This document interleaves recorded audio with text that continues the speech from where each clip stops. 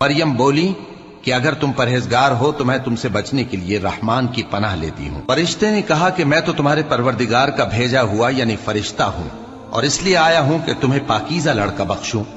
مریم نے کہا کہ میرے ہاں لڑکا کیوں کر ہوگا جبکہ مجھے کسی مرد نے بطور شوہر چھوا تک نہیں اور میں بدکار بھی نہیں ہوں۔ فرشتے نے کہا کہ یوں ہی ہوگا، تمہارے پروردگار نے فرمایا کہ یہ مجھے آسان ہے اور میں اسے اسی طریق پر پیدا کروں گا تاکہ اس کو ہم لوگوں کے لیے اپنی طرف سے نشانی اور ذریعہ رحمت بنائیں، اور یہ کام مقرر ہو چکا ہے۔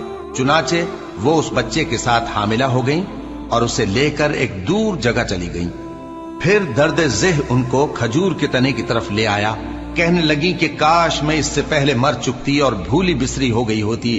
تب ان کے ٹیلے کے نیچے کی جانب سے فرشتے نے ان کو آواز دی کہ غمناک نہ ہو، تمہارے پروردگار نے تمہارے نیچے ایک چشمہ پیدا کر دیا ہے